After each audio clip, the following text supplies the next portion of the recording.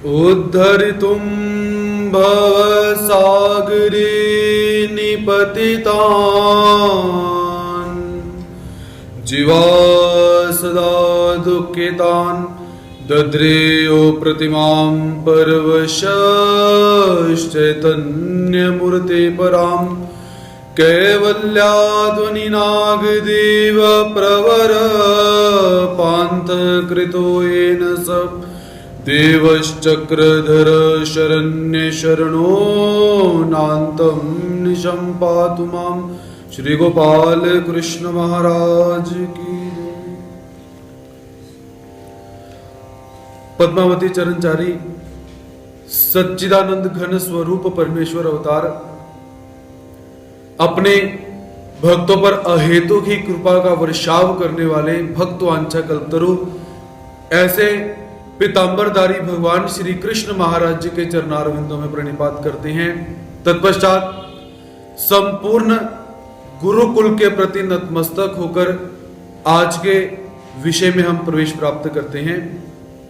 संपूर्ण धर्म एवं धर्म ग्रंथों को अपने प्रकाश से प्रकाशित करने वाली परम पवित्र पुनीत श्रीमद् भगवत गीता शास्त्र का हम सब यहां पर अध्ययन कर रहे हैं।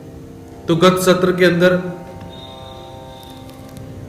अध्याय क्रमांक 5वां इस अध्याय का हम यहां पर अध्ययन कर रहे हैं, जिसके अंतर्गत भगवान श्री कृष्ण महाराज जी अर्जुन को कर्म योग और सांख्य योग और इसी के अंतर्गत भक्ति योग का परमात्मा निवेदन करते हैं कि हे अर्जुन, जो भक्ति योगी जो होता है वह संपूर्ण कर्मों को परमात्मा में अर्पण करके आसक्ति का त्याग करके कर्म करता है।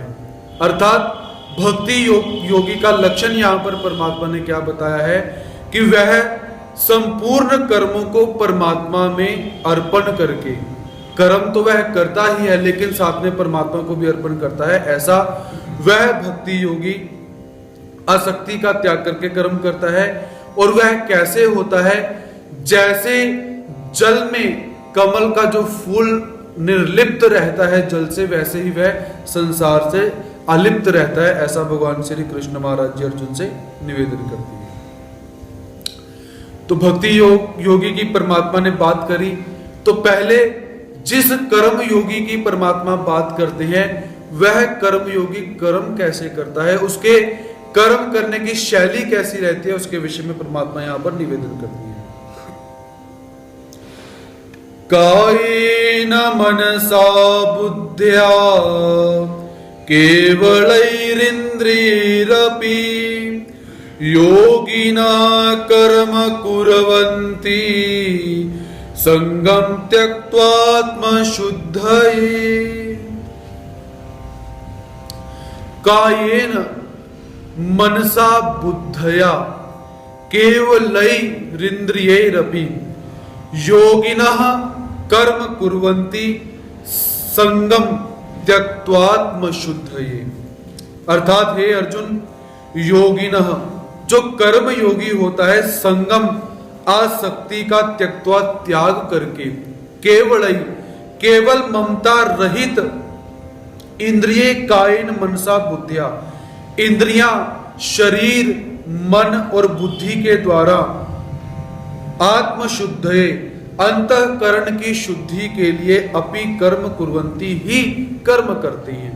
जो कर्म योगी होते हैं वह कर्म योगी कर्म कैसे करते हैं, कर्म की शैली क्या है, परमात्मा क्या बोलते हैं कि कर्म योगी आसक्ति का परित्याग करके केवल अपनी इंद्रियों के द्वारा, मन के द्वारा, बुद्धि के द्वारा अपने अंतःकरण की शुद्धि के लिए कर्म करते हैं। इसके अतिरिक्त उनका कर्म करने के अंदर कोई भी दूसरा भाव नहीं रहता है।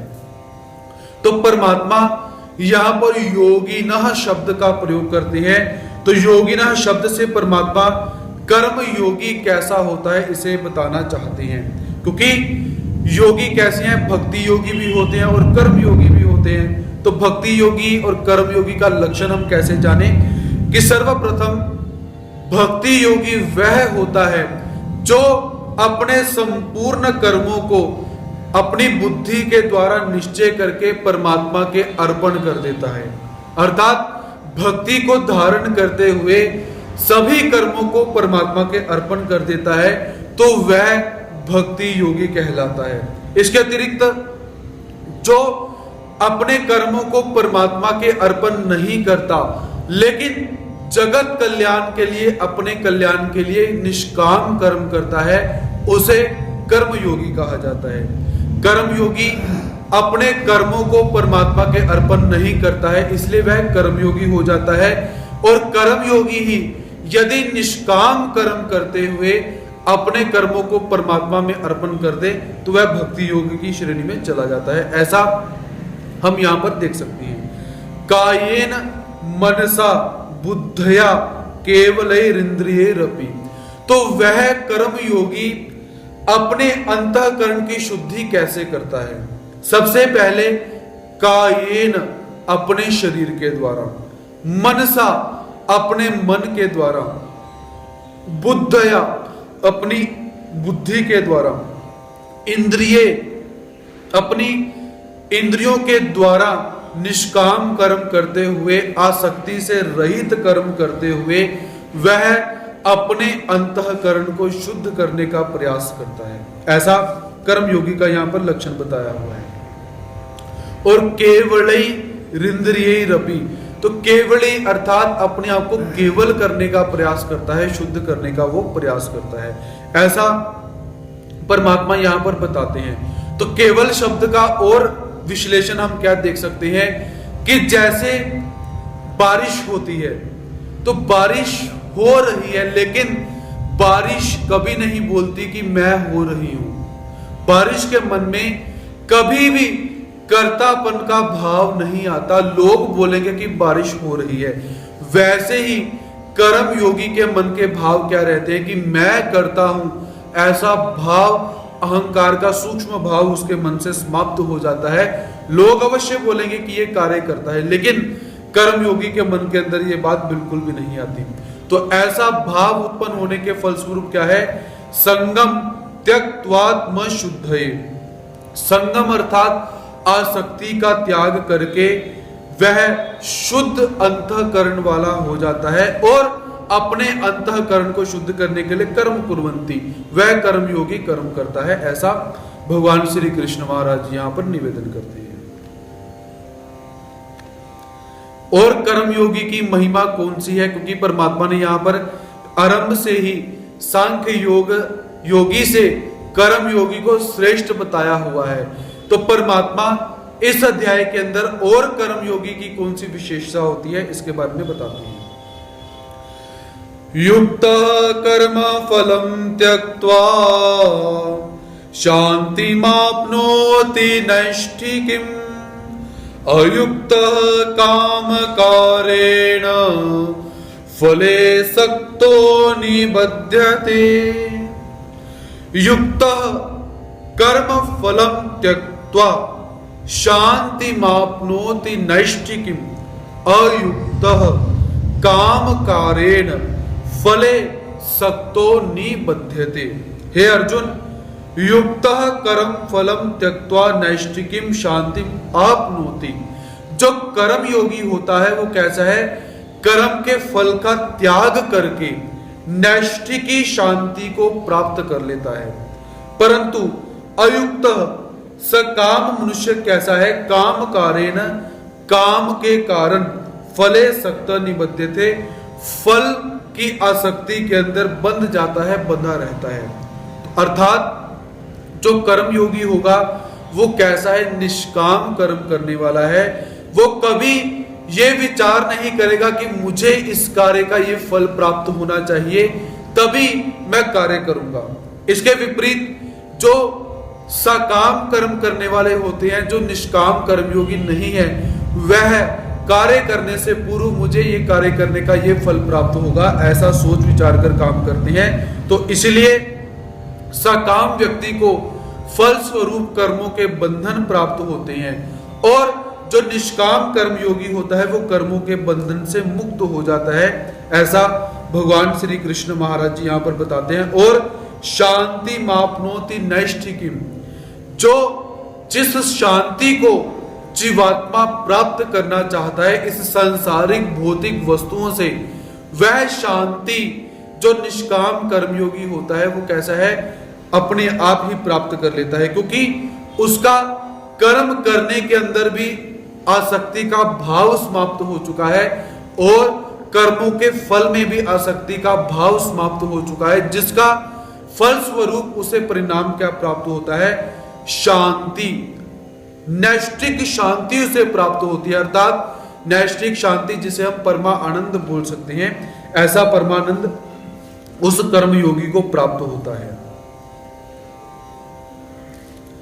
अब भगवान श्री कृष्ण महाराज जी सांख्य योगी के पुनः लक्षण बताते हैं, क्योंकि यहां पर कर्म योगी और सांख्य योगी की तुलना की जा रही है। तो परमात्मा यहां पर अगले श्लोक के अंदर निवेदन करते हैं, सर्वकर्माणि मनसा सन्न्यस्यास्ते सुखं वशी नवद्वारे पुरे देहि नैव कुर्वन्न कारयन्। सर्वकर्माणि मनसा सन्न्यस्यास्ते सुखं वशी नवद्वारे पुरे देहि नैव कुर्वन्न कारयन्। कि हे अर्जुन, वशी जिसकी इंद्रियां और मन वश में हो चुके हैं, ऐसा देही देहधारी पुरुष नवद्वारे पुरे 9 द्वारों वाले इस शरीर रूपी पुर के अंदर या पुर में सर्वकर्माणि संपूर्ण कर्मों का मनसा विवेक पूर्ण मन से संन्यास्य एवं त्याग करके, क्योंकि संन्यास्य अर्थात संन्यास अर्थात त्याग, एवं न कुर्वन्न निसंदेह न करता हुआ और न कारयन न करता हुआ न करवाता हुआ सुखम आस्ते सुख पूर्वक अपने स्वरूप में स्थित रहता है। परमात्मा क्या कहना चाहते हैं कि हे अर्जुन, जो सांख्य योगी होता है वो कैसा है, उसकी इंद्रियां और मन उसके वश में हो चुके हैं। और सांख्य योगी क्या करता है कि अपना देह के अंदर, इस शरीर के अंदर या इस पुर के अंदर जो 9 दरवाजे हैं, उन दरवाजों को कैसे है विवेक पूर्वक उन्हें बंद कर देता है या उनका त्याग कर देता है।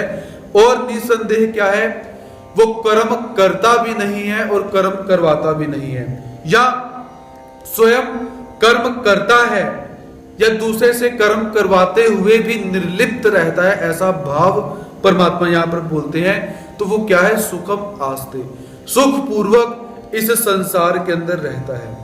तो परमात्मा यहां पर क्या बोलते हैं, वशी देही।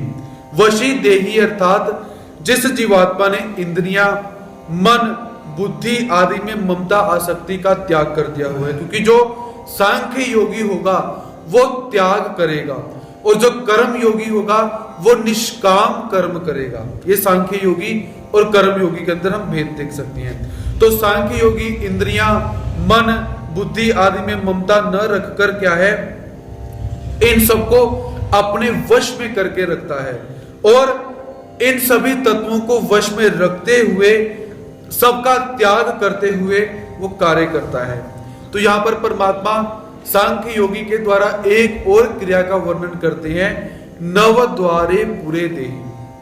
तो परमात्मा ने इस शरीर को पुर बोला हुआ है, पुर अर्थात नगर। जैसे एक नगर के अंदर, शहर के अंदर, राजधानी के अंदर लोग निवास करते हैं, वैसे ही इस नगर के अंदर आत्माएं निवास करती हैं। इसलिए परमात्मा यहां पर पुर शब्द का प्रयोग करते हैं, नवद्वारे पुरम देहि, पुरे देहि। और भगवान श्री चक्रधर स्वामी जी भी भगवान ईश्वर अवतारों के देह को मायापुर कहते हैं। पुर अर्थात नगर वाचक वहां पर भी बोला गया है और यहां पर भी पुर अर्थात नगर। तो हमारे जैसे किसी एक नगर के अंदर जाने के लिए दरवाजे होते हैं, मुख्य द्वार होता है, एंट्रेंस गेट होते हैं, तो हमारे इस शरीर के द्वार कौन कौन से हैं? इस विषय में परमात्मा क्या कहते हैं कि हे अर्जुन, इस मनुष्य के शरीर के 9 द्वार कहे जाते हैं। वो 9 द्वार कौन से हैं? 2 कान, 2 आंखें, 2 नासिका के छिद्र, 1 मुख और उसके पश्चात जो मल मूत्र का द्वार है, ऐसे ये 9 द्वार होते हैं। 2 कान हो चुके हैं, 2 नेत्र, 2 नासिका अर्थात 6, 7वां मुख, 8वां मल मूत्र का द्वार और 9वां मल मूत्र का द्वार। ऐसे 9 द्वार इस शरीर के अंदर, इस देह के अंदर पाए जाते हैं। इसके अतिरिक्त 10वां द्वार और पाया जाता है जिसे ब्रह्मरंध्र कहा जाता है, जो यहाँ पर स्थित होता है। तो परमात्मा क्या कहते हैं कि यह शरीर एक नगर की तरह है और आत्मा इस शरीर में निवास करती है। इनके माध्यम से ही आत्मा क्रिया करती है, अंदर आती है या बाहर जाती है, ऐसा परमात्मा यहाँ पर बोलना चाहते हैं। तो सांख्य योगी करता क्या है? सर्व कर्माणि मनसा संन्यस्य, सभी कर्मों को मन से त्याग देता है। और नैव कुर्वन्न कार्यन, ना तो किसी कार्य को करने में उसकी अभीप्सा रहती है और ना ही किसी कार्य को किसी के द्वारा करवाने की उसकी अभीप्सा रहती है। अर्थात वो सांख्य योगी शून्य भाव के अंदर स्थित हो चुका हुआ है। तो ऐसा करने से उसे भी क्या प्राप्त होता है? आस्ते सुखम, आस्ते अर्थात रहता है, सुखम अर्थात सुख पूर्वक वह कर्मयोगी निवास करता है। यहां पर परमात्मा सुख कैसे प्राप्त करना चाहिए उसके भगवान जी यहां पर जो छोटे छोटे अंश है यहां पर बताते हैं। अब भगवान जी कहते हैं कि जो सांख्य योगी होता है ना तो वह कर्म करता है और ना करवाता है। तो हम ऐसा समझें कि क्या जो जीवात्मा कर्म करता है वो कर्म परमात्मा करवाते हैं, ऐसा हम समझें। तो उसके विषय में परमात्मा क्या निवेदन करते हैं आगे देखते हैं। न कर्तृत्वं न कर्माणि लोकस्य सृजति प्रभु, न कर्म फल संयोगम स्वभावस्तु प्रवर्तते। न कर्तृत्वम न कर्माणि लोकस्य सृजति प्रभु, न कर्म फल संयोगम स्वभावस्तु प्रवर्तते। हे अर्जुन, प्रभु अर्थात परमेश्वर, प्रप्रकर्षेण भू सत्तायाम इति प्रभु अर्थात जो परमेश्वर होते हैं, लोकस्य मनुष्य के न कर्तृत्वम न कर्तापन की, न कर्मणि और ना ही कर्मों की, और ना ही कर्म फल संयोगम और ना ही कर्म फल के साथ संयोग की सृजति रचना करते हैं, परंतु तू स्वभाव परिवर्तते, किंतु स्वभाव ही बरत रहा है ऐसा जानना चाहिए। तो भगवान श्री कृष्ण महाराज जी क्या कहते हैं कि हे अर्जुन, परमात्मा कभी भी मनुष्य के द्वारा जो कर्म किया जाता है उसमें सहभागी नहीं होते हैं।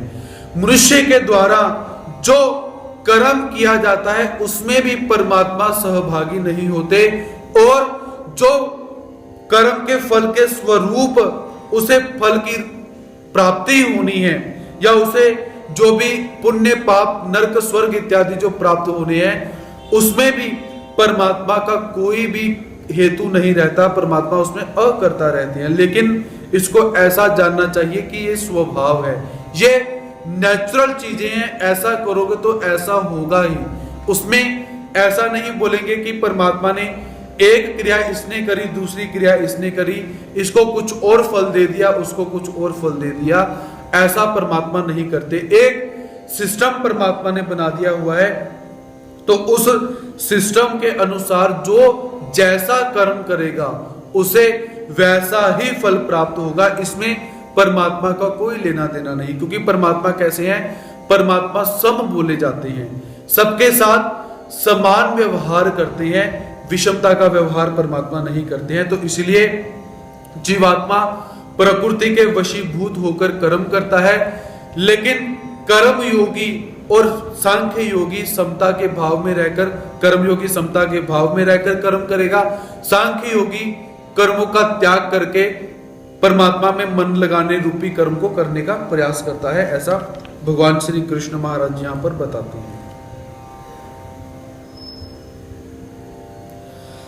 नादत्ते कस्यचित् पापं न चैव सुकृतं विभु, अज्ञानेनावृतं ज्ञानं तेन मुह्यन्ति जन्तवः।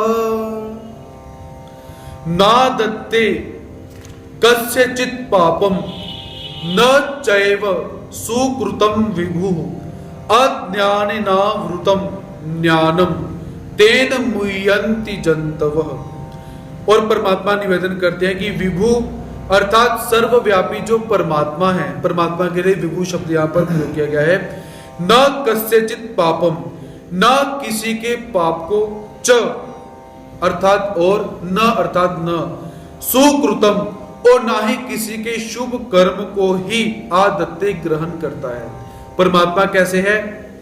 ना ही किसी के पाप को ग्रहण करते हैं और ना ही किसी के पुण्य कर्म को ग्रहण करते हैं, किंतु अज्ञानेन ज्ञानम आवृतम, अज्ञान से ज्ञान ढका हुआ है, तेन जंतव मुह्यन्ति, उसी से सब जीव मोहित हो रहे हैं। परमात्मा क्या कहते हैं कि हे अर्जुन, जो लोग ये समझते हैं कि परमात्मा ही करते हैं, परमात्मा ही करवाते हैं, वे सब कैसे हैं? जिन उनका ज्ञान अज्ञान से ढक चुका हुआ है और वो कैसे हैं? मोहित हो रहे हैं। ऐसा भगवान जी यहाँ पर बता रहे हैं। तो यहाँ पर भगवान श्री कृष्ण महाराज जी ने एक शब्द का प्रयोग किया हुआ है, तेन मुह्यन्ति जंतवः। जंतव, जंतव शब्द अर्थात जंतु, जंतु अर्थात जो पशु इत्यादि होते हैं उन्हें जंतु कहा जाता है। तो परमात्मा ने मनुष्य प्राणी के लिए भी यहाँ पर जंतु शब्द का प्रयोग किया हुआ है कि जब जिस व्यक्ति के अंदर ज्ञान का अभाव हो जाए वो भी साक्षात पशु ही है। यदि उस व्यक्ति में ज्ञान है, विवेक है, तो वह व्यक्ति मनुष्य कहलाने का लायक है, नहीं तो उसे आप पशु ही जानो। इसी बात को चाणक्य नीति के अंदर आचार्य चाणक्य क्या कहते हैं कि जिस व्यक्तियों के अंदर समसमानता पाई जाती है वो कौन सी? आहार, निद्रा, भय और मैथुन, ये मनुष्यों और पशुओं में भी समान रहते हैं। ये काम मनुष्य भी करते हैं और पशु भी करते हैं, लेकिन मनुष्य के अंदर एक विवेक ऐसा तत्व है, बुद्धि ऐसा तत्व है जो विवेक मनुष्य को पशुओं से अलग रखती है। और जिस मनुष्य के पास विवेक नहीं है, ज्ञान नहीं है, वह भी कैसा है? साक्षात पशु है। ऐसा चाणक्य नीति के अंदर 17 नंबर के अंदर हमें प्राप्त होता है। और इसी बात को परमात्मा यहाँ पर बोलते हैं कि जिसे ज्ञान नहीं है या जिसका ज्ञान अज्ञान से ढक चुका हुआ है, वह मनुष्य भी कैसा है? साक्षात पशु है। और जो साक्षात पशु होगा, अज्ञानी होगा, वही बोलेगा कि सब परमात्मा करवाते हैं, हम कुछ नहीं करते, ऐसा वह बोलता है। लेकिन जो ज्ञानी होगा वो क्या है कि परमात्मा अकर्ता रहते हैं, वह किसी भी जीवात्मा के पाप और पुण्य कर्म के अंदर सहभागी नहीं होते हैं, ऐसे वो ज्ञानी बोलते हैं। ज्ञानेन तु तदज्ञानम येषां नाशीतमात्मनः तेषामदित्यवत् ज्ञानम् प्रकाशयति तत्परम्। ज्ञानेन तु तदज्ञानम् येषां नाशितमात्मनः तेषाम् अदित्यवत् ज्ञानम् प्रकाशयति तत्परम्। हे अर्जुन, तू परंतु येषां आत्मनः ज्ञानेन, जिन्होंने अपने जिस ज्ञान के द्वारा तत् अज्ञानम, उस अज्ञान का नाशितम, नाश कर दिया हुआ है, अर्थात जिन्होंने अपने ज्ञान के द्वारा अज्ञान का नाश कर दिया है, तेषाम तत् ज्ञानम, उनका वह ज्ञान आदित्यवत, कैसा है? सूर्य की तरह, परम तत्व परमात्मा को प्रकाशयति, प्रकाश कर देता है। अर्थात हे अर्जुन, ज्ञान का इतना महत्व है कि वह ज्ञान उस स्वयं प्रकाश जो परमात्मा है उसे भी प्रकाशित करने का सामर्थ्य रखता है। तो यहाँ पर परमात्मा क्या कहते हैं कि ज्ञानेन तु तदज्ञानम येषां नाशितम आत्मना, कि यदि जीवात्मा को ज्ञान प्राप्त हो जाए तो ज्ञान को प्राप्त करने के साथ क्या होगा? अज्ञान का अपने आप अभाव हो जाएगा। अब जैसे मान लीजिए कोई एक कमरा है, उस कमरे में 100 दिन से अंधेरा किया हुआ है, तो 100 दिन से अंधेरा किया, आप उसमें एक दीपक लेकर गए तो दीपक को 100 दिन तक जलाकर रखना पड़ेगा, फिर जाकर प्रकाश होगा, ऐसे नहीं है। आपने दीपक जलाया और उसी समय प्रकाश हो जाता है। वही बात भगवान जी यहां पर बोलते हैं कि जब जीवात्मा को ज्ञान हो जाए, प्रकाश रूपी दीपक जला दिया जाए, तो दीपक जलाने से क्या हुआ? प्रकाश हुआ। प्रकाश हुआ और इसी के साथ क्या हुआ? अंधकार भी समाप्त हो गया। तो भगवान जी कहते हैं कि जब जीवात्मा को ज्ञान हो जाए तो ज्ञान होने से क्या है? उसके अज्ञान का भी नाश हो जाता है और उसे सूर्य की तरह, जैसे सूर्य संपूर्ण जगत को प्रकाशित करता है, वैसे ही उदाहरण स्वरूप ज्ञान परमात्मा को प्रकाशित करता है। क्योंकि परमात्मा कैसे हैं? ज्ञान के द्वारा हमें थोड़ा सा पता चलता है कि परमात्मा यहाँ पर है, भक्ति ऐसे करनी चाहिए, तो ऐसे ज्ञान का महात्म्य यहाँ पर परमात्मा बताते हैं। तद्बुद्ध्यस्तदात्मानं स्तन्निष्ठास्तत्परायणाः गच्छन्त्य पुनरावृत्तिं ज्ञानिर्धूतकल्मषाः।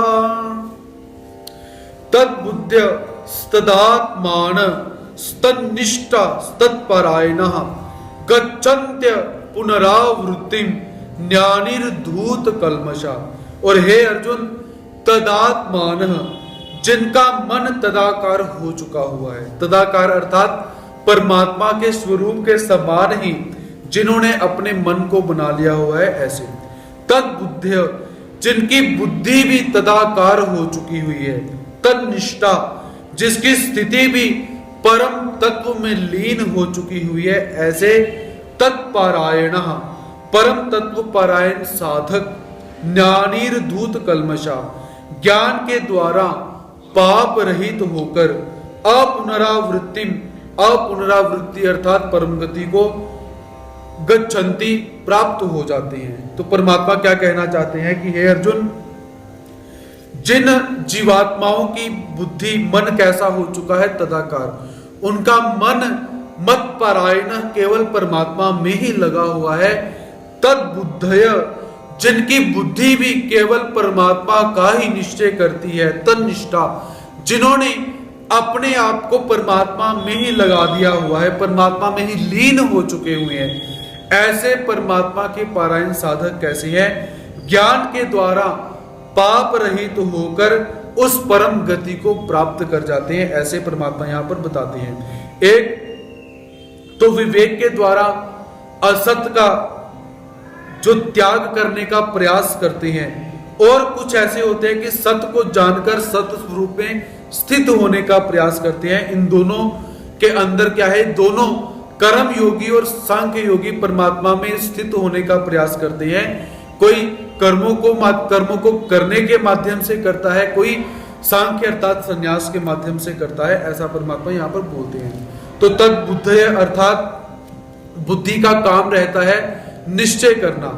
तो ये साधक क्या करता है? जब भी निश्चय करेगा, परमात्मा को समक्ष रखकर निश्चय करेगा कि निश्चय करने में मैं परमात्मा को सामने रखूं, फिर मैं निश्चय करूं, ऐसा तद्बुद्धय यहां पर कहा गया हुआ है। तदात्मान अर्थात आत्मा शब्द मनवाचक है कि मन भी उस जीवात्मा का परमात्मा में ही लगा हुआ है। तन्निष्ठा, उसकी निष्ठा, उसका विश्वास भी परमात्मा में ही बैठा हुआ है। और तत्परायण, तत्परायण अर्थात वह अपनी सत्ता और परमात्मा की सत्ता को भिन्न नहीं मानता।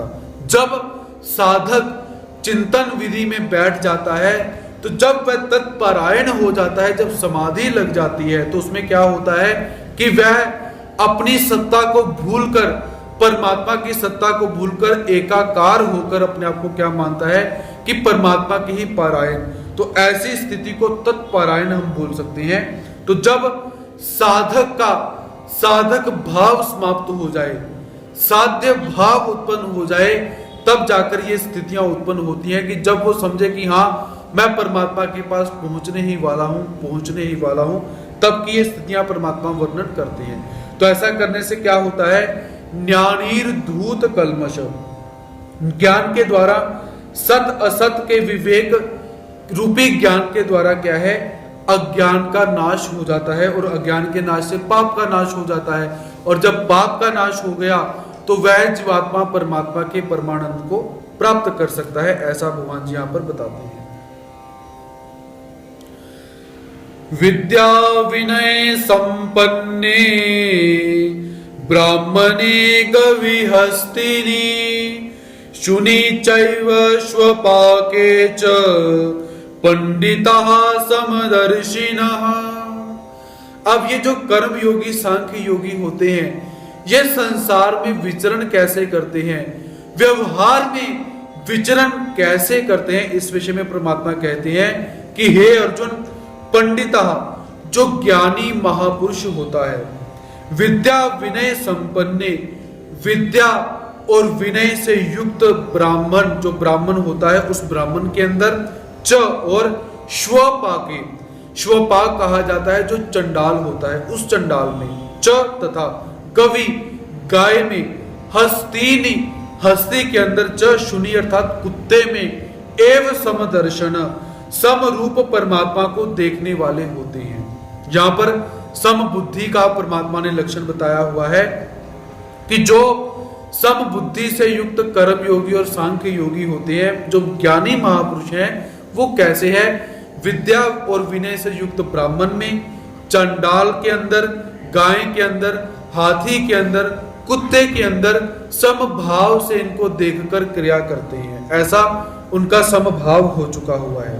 तो यहां पर हम देख सकते हैं कि ब्राह्मण, चंडाल, गाय, हाथी, कुत्ते, इन सब की व्यवहार के अंदर हमें विषमताएं बहुत प्राप्त हो सकती है। तो भगवान जी ने यहां पर समबुद्धि का वर्णन तो किया, लेकिन हमें यहां पर थोड़ा सा भेद प्राप्त होता है कि जैसे मान लीजिए कोई एक ब्राह्मण है जो विद्या और नम्रता से अभिभूत है, हम उनका पूजन तो करेंगे, लेकिन जो चंडाल होगा हम कभी उसका पूजन नहीं करेंगे। लेकिन भगवान क्या कहते हैं, इनको समभाव में वो देखता है। और दूसरा, गाय का दूध पिया जा सकता है लेकिन किसी और पशु का दूध नहीं पिया जा सकता है, या सवारी हाथी की जा सकती है, कुत्ते की सवारी कभी नहीं की जा सकती, ऐसा हम देख सकते हैं। ऐसा हमें व्यवहार के अंदर भेद प्राप्त होता है, और कुछ प्राणी हिंस्र हैं और कुछ प्राणी हिंस्र नहीं है, ऐसा हमें भेद प्राप्त होता है। लेकिन परमात्मा यहां पर क्या बोलते हैं, इन सभी व्यक्तियों के अंदर समबुद्धि रखो। समबुद्धि से सामने कोई भी व्यक्ति आ जाए, उसके अपनी बुद्धि को स्थिर करते हुए ना अच्छा ना बुरा व्यवहार करो, व्यवहार को देखते हुए जैसी स्थिति है उसके हिसाब से आप व्यवहार कर सकते हो, क्योंकि परमात्मा सर्वव्यापी है। जो कर्म योगी होगा, जो सांख्य योगी होगा, वह परमात्मा को सर्वव्यापी समझते हुए संसार के अंदर वर्तन करता है, क्योंकि समबुद्धिर विशिष्यते, इस जीवात्मा की बुद्धि कैसी है, सम हो चुकी है, सर्वत्र समदर्शन, सब जगह पर यह परमात्मा को देखता है। आत्मोपमेन सर्वत्र समम पश्यति, अपने समान यह सभी को समझता है कि जैसे मुझे दुख होगा तो इनको भी दुख हो सकता है, ऐसा भाव रहता है। सर्वत्र समबुद्धय, बुद्धि की समानता हो चुकी है। समम सर्वेषु भूतेषु यह पश्यति स पश्यति, कि परमात्मा कहते हैं कि सब जगह पर संभाव से होकर रहो। ऐसा परमात्मा ने यहां पर क्या निवेदन किया हुआ है कि वह कर्म योगी और सांख्य योगी व्यवहार में भी रहते हुए कैसे है, समभाव से रहते हैं। किसी को अधिक प्रेम करना, किसी से द्वेष करना, ऐसी सारी की सारी भावनाएं उनके अंदर से समाप्त हो चुकी हैं। ऐसे वह कर्मयोगी और सांख्योगी रहते हैं। इहैव तैर्जितः सर्गो येषां साम्ये स्थितं मनः निर्दोषं हि समं ब्रह्म तस्मात् ब्रह्मणि ते स्थितः। इहैव तैर्जितः सर्गो येषां साम्ये स्थितं मनः निर्दोषं ही समम ब्रह्म तस्मात् ब्रह्मणि ते स्थितः। जो समदर्शी पुरुष है उसका महत्व परमात्मा यहां पर निवेदन करते हैं कि हे अर्जुन, ये शाम मनः साम्ये, जिनका अंतःकरण समता में स्थित हो चुका है, तई उन्होंने यह अर्थात इस जीवित अवस्था में ही एव ही सर्गः जित, संपूर्ण संसार को उन्होंने जीत लिया हुआ है। अर्थात वे कैसे हैं? जीवन मुक्त हो चुके हैं ही, क्योंकि ब्रह्म निर्दोषम समम, ब्रह्म कैसा है? निर्दोष और सम होता है। परमात्मा का लक्षण यहां पर बताया, तस्मात् ते ब्रह्मणि स्थित, इसलिए वे ब्रह्म में स्थित हो चुके हुए हैं, ऐसा परमात्मा बोलते हैं। परमात्मा क्या समझाना चाहते हैं कि हे अर्जुन, सम होने की आवश्यकता क्या है, सम बुद्धि से देखने की आवश्यकता क्या है, क्योंकि सबसे पहले जो ब्रह्म है वो ब्रह्म, उस ब्रह्म का लक्षण भी कैसा है? सम। जब तक जीवात्मा साधक सम नहीं होगा तब तक वो परमात्मा से मिल नहीं सकता। जब तक दो में से हम दो माइनस नहीं करेंगे तब तक जीरो नहीं होगा। अर्थात सम भाव लाने के लिए हमें दो सम संख्याओं की आवश्यकता पड़ती है। तो परमात्मा को प्राप्त करने के लिए भी क्या है? परमात्मा के अंदर जो गुण है उन गुणों को साधक को अपने अंदर लाना पड़ेगा। तो परमात्मा के अंदर गुण कौन सा है? कि परमात्मा सबसे पहले कैसे? समम। परमात्मा ब्रह्म सम होता है। जब जीवात्मा अपने आप को सम कर लेता है तो परमात्मा के समान होना शुरू हो जाता है, केवल के समान केवल होना शुरू हो जाता है। और साथ में ही कैसा है? निर्दोषम। ब्रह्म का दूसरा लक्षण यहां पर बताया गया है। ब्रह्म कैसे है? निर्दोष, जिनके अंदर कोई भी दोष नहीं है। वैसे ही जब साधक निर्दोष हो जाएगा तो वो ब्रह्म को प्राप्त कर सकता है। तो परमात्मा यहां पर क्या बोलते हैं कि हे अर्जुन, जिनका अंतःकरण समता में स्थित हो चुका है, जो समान हो चुके हैं और जो जीवित अवस्था के अंदर ही संपूर्ण दोषों से रहित हो चुके हैं, वो कैसे हैं? वो जीते जी ही परमात्मा को प्राप्त कर लेते हैं। जरूरी नहीं कि मरकर ही परमात्मा को मिला जाए। ऐसे बहुत सारे भक्त हमें मिले कि जिन्होंने जागृत अवस्था के अंदर ही परमात्मा को अपने पास बुलाया हुआ है। ऐसे हम बहुत सारे भक्तों के चरित्र देख सकते हैं। तो ऐसे जीवों को परमात्मा क्या बोलते हैं? जीवन मुक्त। हमारे श्री गोविंद प्रभु महाराज जी का भी हमें जीव चरित्र एक प्राप्त होता है कि जीवन मुक्त कैसा होता है। न्याय भारती इत्यादि सन्यासी आए हुए हैं और श्री गोविंद प्रभु महाराज जी कहते हैं कि इनसे चर्चा करो, ऐसा हाव भाव दिखाते हैं। तो वहां पर चर्चा शुरू होती है, जीवन मुक्त से किम लक्षणम, जीवन मुक्त के लक्षण क्या होते हैं। तो न्याय भारती और उनके शिष्यों और आचार्य श्री माहिपट जी के अंदर चर्चा हुई। तो चर्चा में बहुत सारे आक्षेप हुए, परिहार हुए। तो न्याय भारती उसमें हार जाते हैं। उसी समय श्री गोविंद प्रभु महाराज जी क्या करते हैं? अपने मुख से जोर से हंसते हैं और जैसे ही श्री गोविंद प्रभु महाराज जी हंसे, उनके मुख से पान के जो टुकड़े थे वो ऐसे गिर जाते हैं। तो जो न्याय भारती है वो कहते हैं कि ऐसा जीवन मुक्ति व्यक्ति होना चाहिए जो समभाव के अंदर स्थित रहता है। श्री गोविंद प्रभु चरित्र पढ़िए, आपको ये पता चल जाएगा कि परमात्मा किस समभाव की यहां पर बात करते हैं। क्योंकि श्री गोविंद प्रभु महाराज जी ने समता का भाव कैसा होता है, समभाव से जीवन कैसे व्यतीत करना है, जीवन मुक्त कैसा होता है, ये हमें श्री गोविंद प्रभु चरित्र पढ़ने से पता चल जाएगा। श्री गोविंद प्रभु महाराज जी का जो चरित्र है वो पढ़ने से पता चल सकता है। तो ऐसे भगवान जी यहाँ पर बताते हैं कि जीवन मुक्त होना चाहिए और परमात्मा के जो गुण धर्म है उन गुण धर्मों के समान जब जीवात्मा हो जाता है तो वो परमात्मा को प्राप्त करता है। और जो कर्म योगी होता है उसके अंदर ऐसे ऐसे लक्षण पाए जाते हैं, ऐसा भगवान जी यहाँ पर बताते हैं। न प्रहृष्येत् प्रियं प्राप्य नो द्विजेत् प्राप्य च प्रियं स्थिर बुद्धिर सम्मूढो ब्रह्मविद ब्रह्मणि स्थितः।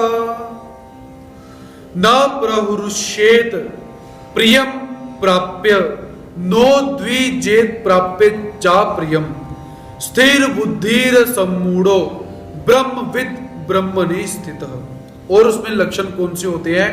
प्रियम प्राप्य न प्रहरुष्येत, जो प्रिय वस्तु को प्राप्त होकर हर्षित न हो, च अप्रियम प्राप्य न उद्विजेत, और अप्रिय को प्राप्त करके जो उद्विग्न नहीं हो। स्थिर बुद्धि, वह स्थिर बुद्धि वाला असमूढ़ मूढ़ता रहित ज्ञानी ब्रह्मविद, ब्रह्म को जानने वाला ब्रह्म में स्थित हो जाता है।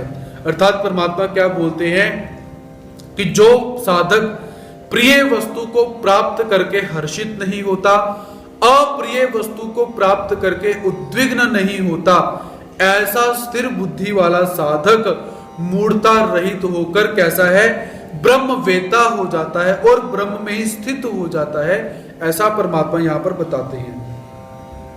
तो परमात्मा ने यहां पर परमात्मा को प्राप्त करने का उपाय बताया हुआ है कि सबसे पहले प्रिय वस्तु क्या होती है।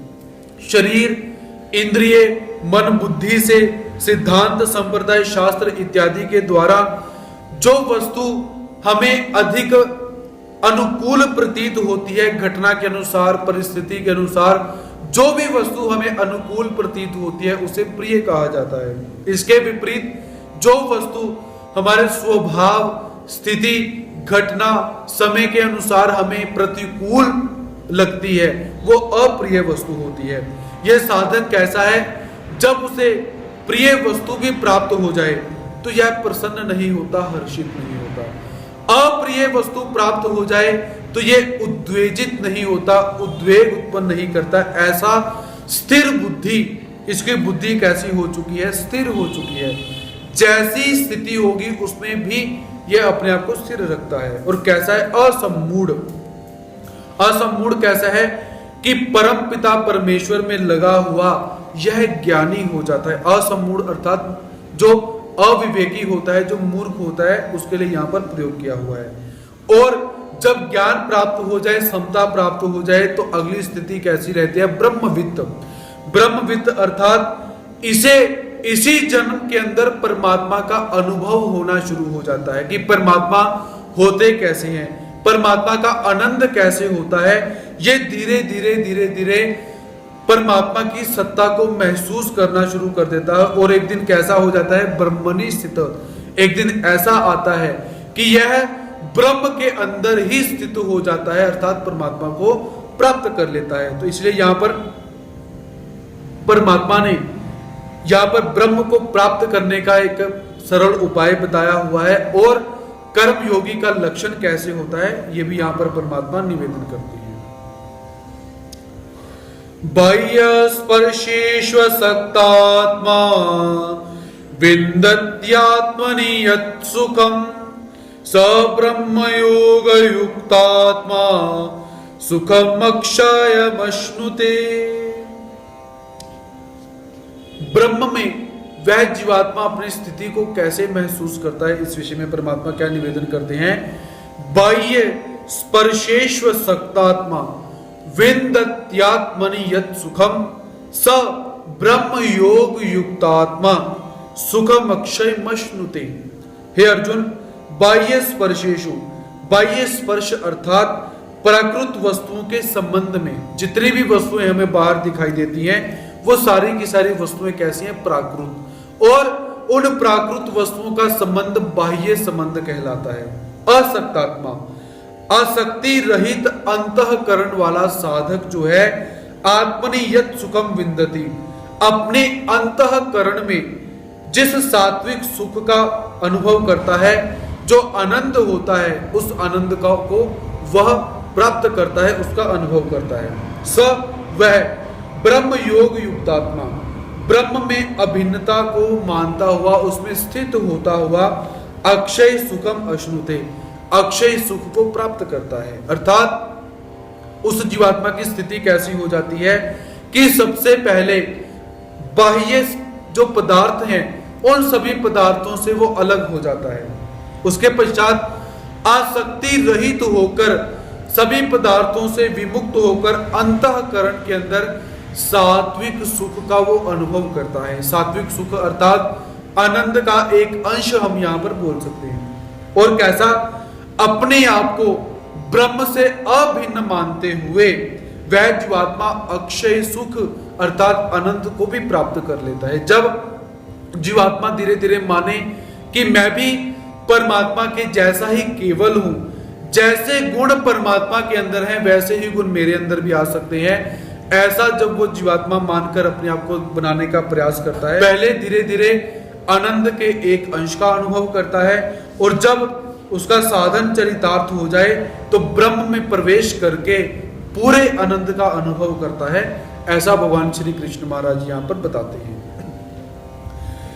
ये ही संस्पर्शा भोगा दुःखयोनय एव ते आद्यन्तवन्त कौन्तेय न तेषु रमते बुध। ये ही संस्पर्शा भोगा दुख योनय एवते आद्यन्तवन्त कौन्तेय न तेषु रमते बुध। और जो बुद्ध होते हैं, जो ज्ञानी होते हैं, उनके कौन से लक्षण है?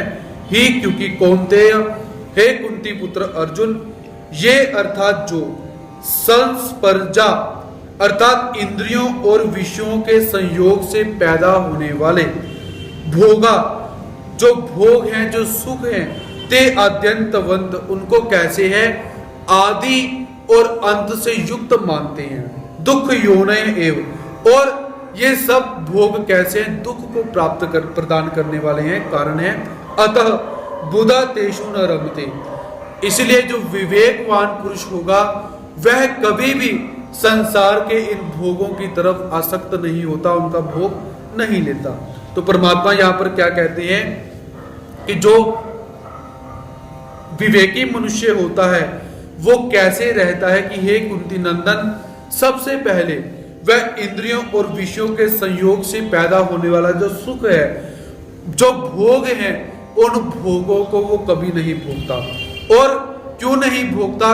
क्योंकि वह ज्ञान से जान चुका है ये भोग कैसे हैं, आदि और अंत वाले हैं। यह उत्पत्ति, इनकी प्राप्ति भी होगी और इनका नाश भी हो जाएगा। और जब इसकी प्राप्ति होगी मुझे थोड़ा सा सुख मिलेगा, जब इनका नाश हो जाएगा मुझे बहुत दुख मिलेगा, इसलिए इन्हें अभी छोड़ देना चाहिए। ऐसा जो बुद्ध होता है, जो विवेकी पुरुष होता है, वह इन भोगों के अंदर कभी भी रममान नहीं होता है। तो ऐसा जो सुखी होता है उसके लक्षण कौन से होते हैं? परमात्मा निवेदन करते हैं। शक्नोति हैव यः सोढुम् प्राक् शरीर विमोक्षणात् काम क्रोधोद्भवं वेगं यः स युक्तः स सुखी नर। शक्नोति हैव यः सोढुम् प्राक् शरीर विमोक्षणात् काम क्रोधोद्भवं वेगम यह सह युक्तः स सुखी नर।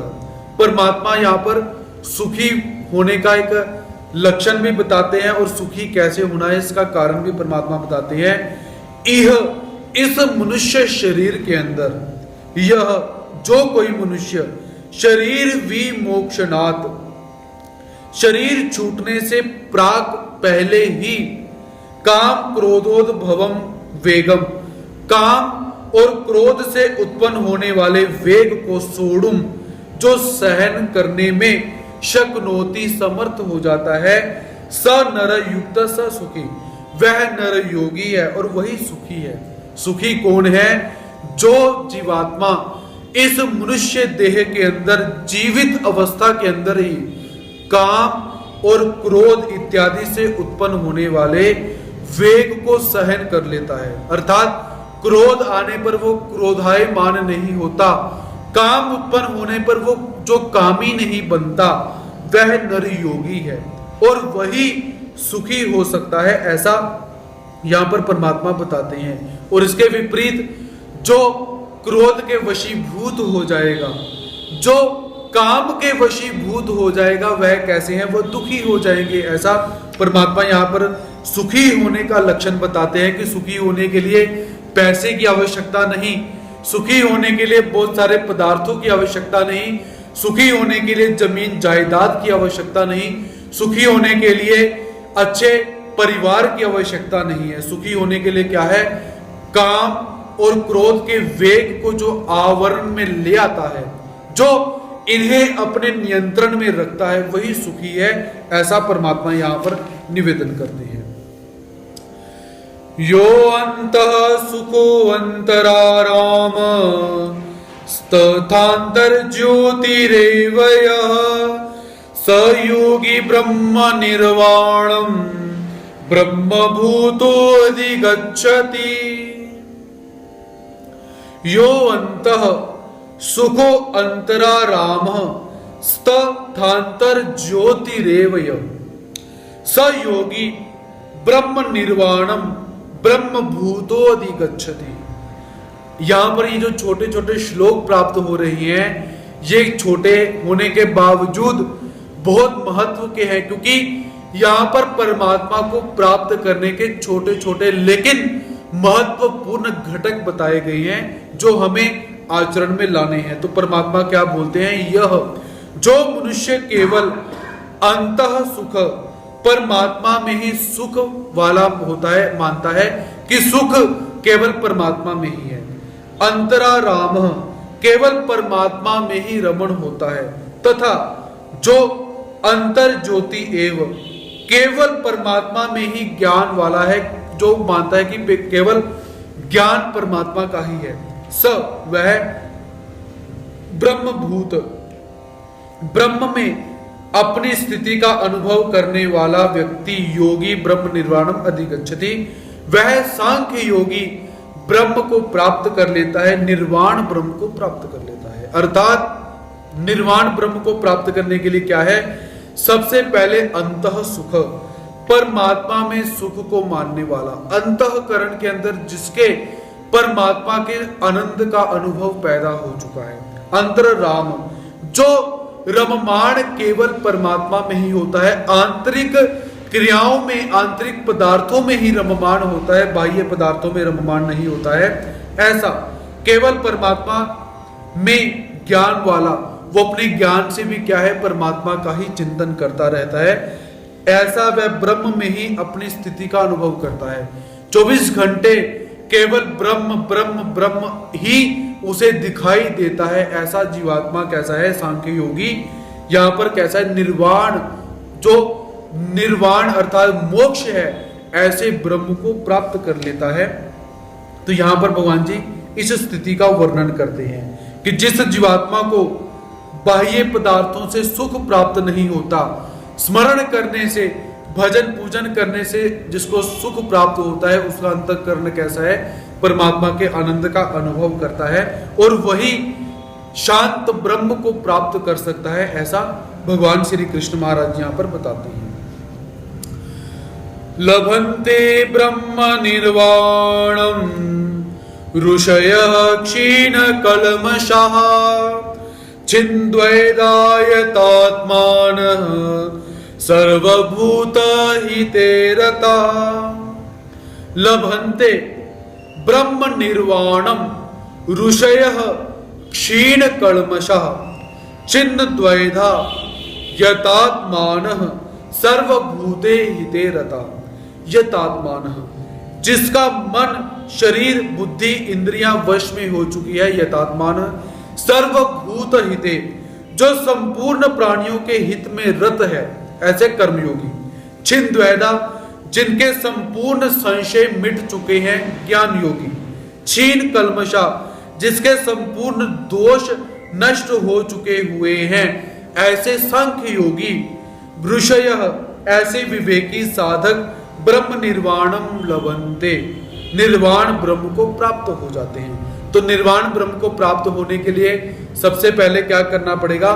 यतात्मा, अपनी मन, बुद्धि और शरीर को अपने वश में करना पड़ेगा, इंद्रियों को भी अपने वश में करना पड़ेगा। उसके पश्चात सर्वभूत हिते रतः, निष्काम कर्म योगी बनना पड़ेगा। उसके पश्चात छिन्न द्वैधा, जिसके सारे के सारे संशय मिट चुके हैं, ऐसा ज्ञान योगी बनना पड़ेगा। क्षीण कल्मषा, जिसके सारे के सारे पाप नष्ट हो चुके हैं, ऐसा सांख्य योगी जो है वह सांख्य योगी बनना पड़ेगा।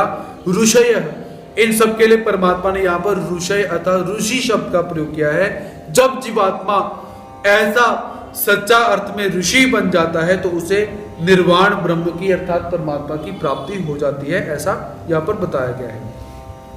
तो छिन्न द्वैधा अर्थात जब तक संशय रहेंगे तब तक भी परमात्मा की प्राप्ति नहीं हो सकती है, ऐसा हम देख सकते हैं। जब तक पाप से रहित नहीं होगा तब तक परमात्मा की प्राप्ति नहीं हो सकती है।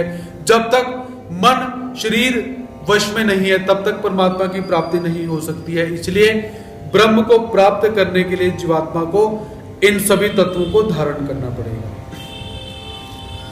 काम क्रोध वियुक्तानाम यतीनाम यत चेतसाम अभितो ब्रह्म निर्वाणम वर्तते विदितात्मनाम। काम क्रोध वियुक्तानाम यतीनाम यत चेतसाम अभितो ब्रह्म निर्वाणम वर्तते विदितात्मनाम। तो परमात्मा और सुस्पष्ट भाव में क्या निवेदन करते हैं? काम क्रोध वियुक्तानाम, काम क्रोध से सर्वथा रहित, यत चेतसाम जीते हुए मन वाले, और विदितात्मनाम स्वरूप का साक्षात्कार किए हुए, यति नाम सांख्य योगियों के लिए अभित, अभिता सभी ओर से शरीर के रहते हुए भी, शरीर के छूटने के बाद भी ब्रह्म निर्वाणम वर्तते, ब्रह्म निर्वाण अर्थात निर्वाण ब्रह्म परिपूर्ण रहता है। तो परमात्मा क्या कहते हैं कि जो सांख्य योगी होता है या जो योगी होते हैं, जब वियुक्ता नाम, जब वो काम क्रोध से सर्वथा रहित हो जाते हैं, यत चेतसाम, जब वो अपने मन को पूरी तरह से जीत लेते हैं, विदितात्मनाम, जब वो अपने सच्चे स्वरूप को जान लेते हैं और परमात्मा के स्वरूप को जान लेते हैं, ऐसे जो यति होते हैं, जो योगी होते हैं, वो कैसे हैं? जीवित अवस्था के अंदर भी चारों तरफ से परमात्मा से घिरे होते हैं और मरने के बाद भी कैसे हैं? चारों तरफ से परमात्मा के स्वरूप से, ब्रह्म स्वरूप से घिरे रहते हैं। अर्थात उन्हें जीवन अवस्था के अंदर, जीवित अवस्था के अंदर तो परमात्मा का साक्षात्कार हो ही जाता है, लेकिन मरने के पश्चात वो सच्चे ब्रह्म को प्राप्त कर लेते हैं, जिसे प्राप्त करके इस संसार के अंदर बार बार आना नहीं पड़ता और जाना नहीं पड़ता। ऐसा भगवान श्री कृष्ण महाराज जी यहाँ पर बताते हैं। स्पर्शान कृत्वा बहिर्बाह्यांश चक्षुश्चैवान्तरे भ्रुवो प्राणापानो समो कृत्वा नासाभ्यन्तरचारिणो यत्तेन्द्रिय मनो बुद्धिर मुनिर्मोक्ष परायणः विगतेच्छा भय क्रोधो यह स मुक्त एव स। स्पर्शान कृत्वा बहिर्बाह्याश्च चक्षुचैवान्तरे भ्रुवो प्राणापानो समो कृत्वा नासाभ्यन्तरचारिणो यच्चित्तेन्द्रिय मनोबुद्धिर मुनिर्मोक्ष परायणः विगतेच्छा भय क्रोधो यह सदा मुक्त एव स। अब सदा मुक्त कौन होता है? जीवन मुक्त कैसा होता है? इस विषय में परमात्मा यहां पर निवेदन करते हैं कि जीवन मुक्त जब हो जाओगे तब परमात्मा की प्राप्ति हो सकती है। तो पहले जीवन मुक्त कैसे होना चाहिए, इस विषय में परमात्मा क्या कहते हैं? बाह्यान, बाहर के, स्पर्शान पदार्थों को, बहि एव बाहर ही, कृत्वा छोड़कर, चक्षु भ्रुवो अनंतरे बाहर के पदार्थों को बाहर ही छोड़कर, और नेत्रों की दृष्टि को, भ्रुवो कहते हैं भ्रुवों को, ये आईब्रोज। तो वो साधक क्या करता है? नेत्रों की दृष्टि को भ्रुवों के बीच में स्थित करके नासाभ्यंतर चारिणों तथा नासिका में स्थित रहने वाले वायु को, प्राण वायु को, प्राणापान अर्थात प्राण और अपान वायु को समोकृत्वा स्थित करके जत चित्तेंद्रिय मनोबुद्धि करके क्या करता है, अपने आप को, अपनी इंद्रियों को वश में करता है और बुद्धि को भी वश में कर लेता है। तो ऐसे जिसके मन और बुद्धि वश में हो चुके हुए हैं, ऐसा साधक, और जो मोक्ष पारायण, केवल मोक्ष पारायण रहता है कि मुझे मुक्त होना है, मुझे मुक्त होना है, ऐसा साधक, तथा विगत इच्छा भय क्रोध, जिसकी इच्छा, भय, क्रोध विगत अर्थात चले गए हैं, समाप्त हो चुके हुए हैं, सर्वथा जीवात्मा उनसे भिन्न हो चुका है। स मुनि, वह मुनि सदा मुक्त एव, वह जीवात्मा सदा मुक्त रहता है। तो परमात्मा संहारात्मक यहां पर क्या बोलते हैं कि संहार रूप के अंदर जीवात्मा को क्या करना चाहिए और मुक्त कौन होता है। जो जीवात्मा सबसे पहले बाह्य सभी पदार्थों के आलंबन का परित्याग कर देता है और बाह्य सभी पदार्थों का त्याग करने के पश्चात क्या करता है, ध्यान मुद्रा के अंदर बैठकर अपने ध्यान को अपने आंखों के ऊपर जो भवैये हैं, जो आईब्रोज हैं, उनका सेंटर का जो भाग है, उस सेंटर के भाग के अंदर अपने ध्यान को लगा लेता है। उसके पश्चात प्राण और अपान वायु को जो समभाव के अंदर स्थित कर लेता है और जिसकी मन और बुद्धियां अपने वश में हो चुकी हुई है, जो केवल और केवल मोक्ष को प्राप्त करना चाहता है और जिसकी इच्छा, भय, क्रोध इत्यादि चले गए हुए हैं, उसे मुक्त पुरुष जानना चाहिए, उसे जीवन मुक्त पुरुष जानना चाहिए, ऐसा परमात्मा यहां पर निवेदन करते हैं। तो परमात्मा ने क्या कहा कि स्पर्शान कृत्वा बहिर्बाह्याश, बाह्य सभी पदार्थों से विमुक्त हो चुका है, क्योंकि जब तक जीवात्मा बाह्य पदार्थों से विमुक्त नहीं होगा तब तक वो राग, द्वेष, इच्छा, काम, क्रोध से मुक्त नहीं हो सकता। इसलिए बाह्य पदार्थों से मुक्त होना होगा। चक्षु चैवांतरे भ्रुवो, तो परमात्मा ने एक समाधि का यहां पर और निवेदन किया कि जब भी चिंतन करने के लिए बैठो, समाधि के लिए बैठो, तो उस समय स्थिति क्या रखनी चाहिए, या नामस्मरण करने के लिए बैठो तो परमात्मा क्या निवेदन करते हैं, अपनी आंखों को पूरा बंद भी नहीं करना और पूरा खोलकर भी नहीं रखना, अपनी आंखों का ध्यान अपने नाक के ऊपर बिल्कुल थोड़ा सा रखो। और ध्यान कहां पर करना है, अपने इस सेंटर के भाग के अंदर, क्योंकि यहां पर क्या रहता है, सहस्त्र दल कमल यहां पर रहता है। और जब जिस दिन इस स्थिति के माध्यम से सहस्त्र दल कमल खुल गया, उस दिन परमात्मा की प्राप्ति अपने आप हो जाएगी। लेकिन उसके लिए बहुत सारी एक प्रैक्टिस की आवश्यकता है, क्योंकि जब जीवात्मा ध्यान की स्थिति में बैठेगा तो अपनी आंखें जब जीवात्मा पूरी बंद कर लेगा तो उसे लय दोष इत्यादि कहा जाता है योग शास्त्र के अंदर।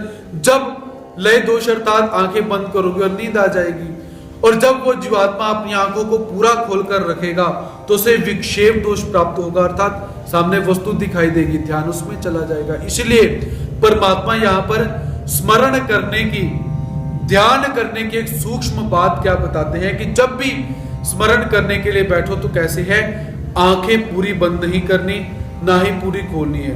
आंखें बिल्कुल आधी खोलकर ध्यान अपनी नाक की तरफ, आंखों की दृष्टि आपकी नाक की तरफ रहे और ध्यान आपका इस सेंटर पॉइंट के अंदर रहे। और जब आप इस साधना को साध्य करने में सफल हो जाओगे तो आप इस संसार में रहते हुए भी मुक्त हो जाओगे और मरने के पश्चात तो मुक्ति अवश्य मिलनी ही है। ऐसा परमात्मा मुनिर्मोक्ष पारायण सदा मुक्त एवं, ऐसा परमात्मा यहां पर बताते हैं। और भगवान जी यहां पर अब ध्यान योग का वर्णन भी साथ साथ में कर रहे हैं कि ध्यान कैसे करना है। तो परमात्मा ने अब इस श्लोक के अंदर ध्यान योग का वर्णन किया हुआ है कि जिस क्रिया के अंदर ध्यान लगाने की विधि बताई हो उसे ध्यान योग कहा जाता है। तो अब सुगमता पूर्वक कल्याण करने के लिए भगवान निष्ठ होना चाहिए, उसके विषय में संहारात्मक श्लोक भगवान जी यहां पर बताते हैं।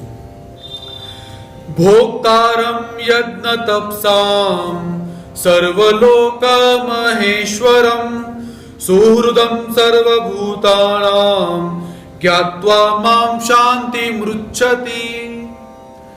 भोक्तारं यज्ञ तपसां सर्वलोक महेश्वरम सुहृदं सर्वभूतानां ज्ञात्वा मां शान्तिमृच्छति। हे अर्जुन, माम यज्ञ तपसाम, मुझे सब यज्ञों और तपों का भोक्तारम, भोक्ता समझ, सर्वलोक महेश्वरम, संपूर्ण लोकों का महान ईश्वर तथा सर्वभूतानां सुहृद, सभी भूत प्राणियों का सुहृद अर्थात स्वार्थ से रहित दयालु और प्रेमी ऐसा समझ। ज्ञात्वा, ऐसा जानकर जो भक्त होता है, शांतिम गच्छति, वो शांति को प्राप्त होता है। भक्त कैसा है? मुझे सभी यज्ञों का और सभी तपों का भोक्ता समझता है, संपूर्ण लोकों का महेश्वर समझता है, सभी प्राणियों का सुहृद समझता है और ऐसा ज्ञान प्राप्त करके वह शांति को प्राप्त कर लेता है। ऐसा भगवान श्री कृष्ण महाराज यहाँ पर बताते हैं। तो परमात्मा ने क्या बोला कि मां यज्ञ तपसाम भोक्तारम, सभी यज्ञ और तपों का भोक्ता मैं हूं, क्योंकि परमात्मा सर्व सृष्टि के जड़ चेतन पदार्थों के मूल हैं। तो परमात्मा को सभी को कुछ ना कुछ देना ही पड़ेगा, इसलिए परमात्मा बोलते हैं कि यहां पर सभी भोगों को भोगने वाला, तपों को भोगने वाला मैं ही हूं, भोक्तारम मैं, अर्थात मैं भोगी होने के बाद भी अलिप्त रहता हूं, ऐसा यहां पर बोला जाता है। हमारे संस्कृत साहित्य में एक श्लोक प्राप्त होता है कि सर्वदेव नमस्कारम केशवम प्रति गच्छति, कि किसी भी देवता को नमस्कार करो वो केशव अर्थात श्री गोपाल कृष्ण तक ही पहुंचता है, क्योंकि वो कैसा है? सर्वलोक महेश्वर। सर्वलोक महेश्वर कैसे? कि भिन्न भिन्न लोकों के भिन्न भिन्न ईश्वर हो सकते हैं, कि लोग कैसे हैं, अलग अलग देवताओं की भक्ति कर सकते हैं, किंतु वे भी भगवान के अधीन ही रहते हैं। सर्वलोक महेश्वर, जिनकी भक्ति संसार में की जाती है, वह देवी देवताएं भी कैसी हैं? किसी के अधीन रहती हैं। इस बात को यहाँ पर सर्वलोक महेश्वर इसे बोला गया हुआ है कि यदि कोई यहाँ पर देवता है तो उस देवता के ऊपर बड़ी देवता अर्थात ईश्वर बैठे हुए हैं, ऐसा यहाँ पर भगवान श्री कृष्ण महाराज जी बताते हैं। और सुहृदम सर्वभूतानां ज्ञात्वा माम शांति मृच्छति, और मैं कहता हूं सुहृद, सभी प्राणियों का मैं निस्वार्थ भाव से मित्र हूं, दयालु हूं, परमात्मा हूं, ऐसा जो मुझे जानता है वह इस संसार में रहते हुए भी सुखी हो जाता है और संसार से जाने के बाद भी मुक्त होकर सुखी हो जाता है। ऐसा भगवान श्री कृष्ण महाराज जी अर्जुन से निवेदन करते हैं। तो इस प्रकार यहां पर 5वां अध्याय हमारा समाप्त होता है। इति श्रीमद्भगवद गीतासु उपनिषत्सु ब्रह्म विद्यायाम योग शास्त्रे श्री कृष्ण अर्जुन संवादे कर्म संन्यास योगो नाम 5वां अध्याय।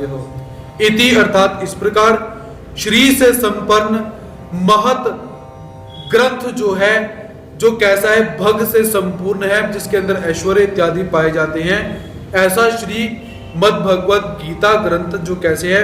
उपनिषत्सु, जिस ग्रंथ को आधार मानकर उपनिषद अपने तत्व का वर्णन करते हैं और जिसके अंदर ब्रह्म विद्या शास्त्र भरा हुआ है, योग शास्त्र जिसके अंदर भरा हुआ है, और जो श्री कृष्ण और अर्जुन के संवादात्मक ग्रंथ है, ऐसा ग्रंथ का कर्म संन्यास योग नामक 5वां अध्याय यहां पर समाप्त होता है। तो इस अध्याय के अंदर क्या है?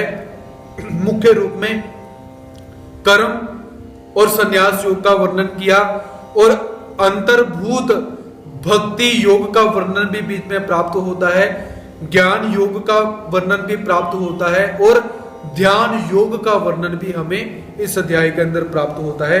तो इस अध्याय के 29 श्लोक हैं, जिनमें से एक श्लोक अर्जुन के द्वारा बोला गया है और बाकी 28 श्लोक भगवान श्री कृष्ण महाराज जी के द्वारा बोले गए हैं। और इसी अध्याय के अंदर 2 उवाच हमें प्राप्त होते हैं, एक अर्जुन उवाच, एक भगवान उवाच। और अनुष्टुप छंद के लक्षणों से युक्त यह 5वां अध्याय यहाँ पर समाप्त होता है। कल पुनः 6वें अध्याय का हम यहाँ पर आरंभ करेंगे। तब तक के लिए सभी भक्तों को जय श्री कृष्ण, दंडवत प्रणाम।